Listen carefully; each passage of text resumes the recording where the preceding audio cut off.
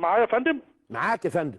حضرتك المشكله اللي عندي يا فندم ان انا مراتي الله يرحمها اتوفت، و30 سنه عشره عمري ما غضبتها دقيقه ولا ثانيه، واهلها بيشيدوا بيا الله يرحمها. حضرتك انا اتجوزت حاليا دلوقتي من اخت منتقبه.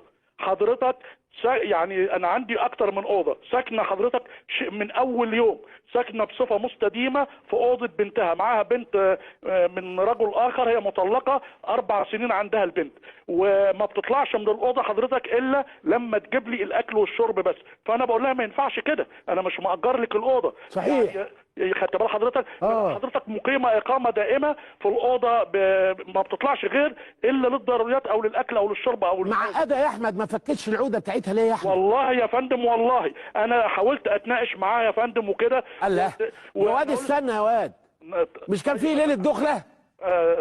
الدخله ايه يا فندم؟ ده انا راجل خلصان 63 سنه. يعني انت متفق معاها لما كتبت الكتاب مفيش دخله؟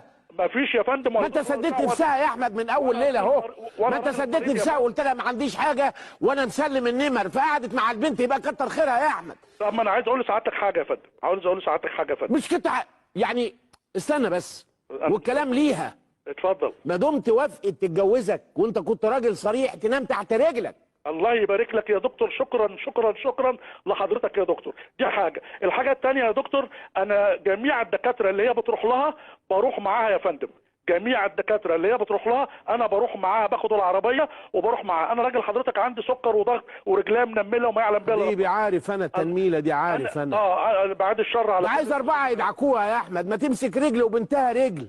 يا ربنا يهدي الحال يا فندم. وانت تجيب لهم اللحمه وتعمل لهم الكوك والدنيا الجميله. اقول لحضرتك يا فندم، حضرتك هي بقى اي دكتور اجي اروح له حضرتك ما بترضاش تيجي معايا عند اي دكتور خالص. ما يمكن لها ظروف يا حماده برضه. طيب يعني انا اروح حضرتك معاها وهي ما انت هتروح، انت الراجل والسند والربان والقائد.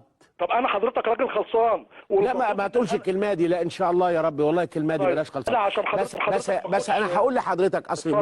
بص بقى اتفضل يا فندم. احنا لو هي بتنام معاك وملعون ابو العمليه ما تمت، تمام. بس في موده وفي رحمه وفي قرب وفي وضوح. أيوة. وفيه رضا، والا الجوازه تبقى بطله من اول يوم. لو هي موجوده معاك في حضنك يا ابو حميد، وانت جيت تروح للدكتور وما راحتش معاك، هيبقى على قلبك زي العسل. ويمكن تقول لها خليكي والنبي اعملي شويه البصاره الخضر الحلوين دول ونقرشيهم بالبصل المحروق وانا هروح لوحدي.